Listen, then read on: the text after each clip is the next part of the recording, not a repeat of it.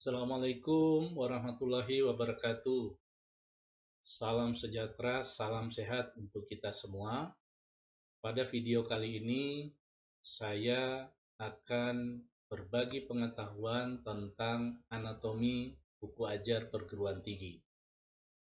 Sebagaimana video saya sebelumnya telah saya jelaskan tentang ragam buku di perguruan tinggi. Di antara ragam buku tersebut ada karakteristik. Ya, salah satunya adalah khas isi buku.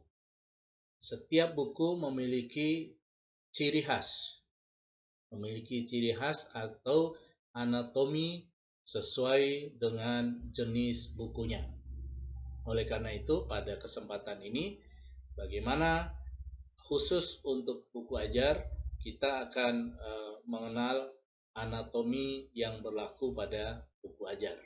Nah, sebelum itu, saya akan menyampaikan terlebih dahulu anatomi buku ilmiah secara umum. Ya, nah, buku ilmiah atau anatomi buku ilmiah itu terbagi dalam 3 bagian besar. Pertama yang disebut dengan preliminaries atau front matter, yang kedua adalah text matter atau kontennya, dan yang ketiga itu adalah post liminaries atau end matter, atau biasa juga bisa disebut bagian penyudah. Nah, anatomi buku ilmiah berlaku untuk seluruh buku-buku ilmiah. Ya. Dalam ragam buku kemarin juga demikian. Ada preliminaries, ada text matter, dan ada post liminaries. Nah, bagaimana deskripsi daripada anatomi buku ilmiah? Kita bisa melihat pada gambar berikut. Ya, preliminaries dalam anatomi buku ilmiah itu terdiri dari komponen-komponen. Pertama, judul utama itu wajib sifatnya. Jadi setelah cover depan, ya. Kemudian copyright itu juga wajib karena di situ memuat tentang penulis, kemudian editor, lalu jumlah halaman, tebal buku, kemudian ada ISBN, dan ada hak cipta. Oke. Kemudian ada persembahan, sifatnya opsional saja, jadi tidak perlu dipaksakan untuk harus ada. Ucapan terima kasih pun sama, ya, opsional sifatnya. Kemudian prakata. Nah, prakata ini sifatnya wajib ada, ya. Daftar isi juga wajib. Nah, adapun daftar tabel dan gambar itu juga sifatnya opsional. Jadi jika ada maka perlu ditampilkan. Jika tidak maka tidak perlu untuk ditampilkan. Itu bagian preliminaries. Yang kedua adalah text matter. Text matter terdiri dari bab, di mana di dalam bab itu ada bagian pendahuluan, ya. Kemudian ada bagian yang sifatnya opsional, dan yang wajib adalah bagian bab itu sendiri, ya. Setelah itu ada tabel dan gambar, ya. Jika ada menggunakan atau mencantumkan tabel dan gambar. Kemudian pengutipan tentu sebagai buku ilmiah itu wajib, ya. Wajib ada sumber kutipannya.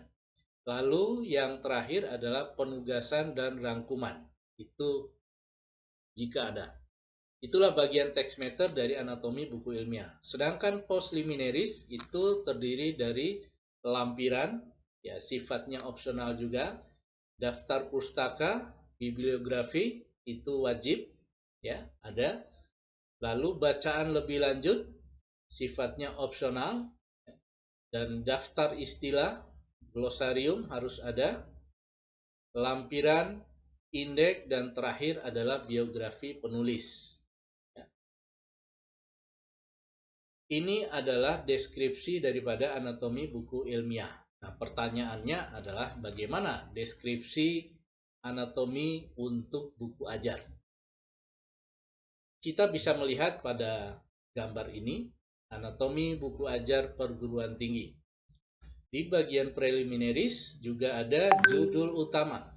Judul utama sifatnya wajib, lalu copyright juga sifatnya wajib, persembahan opsional saja, ucapan terima kasih opsional saja, prakata wajib, daftar isi juga wajib.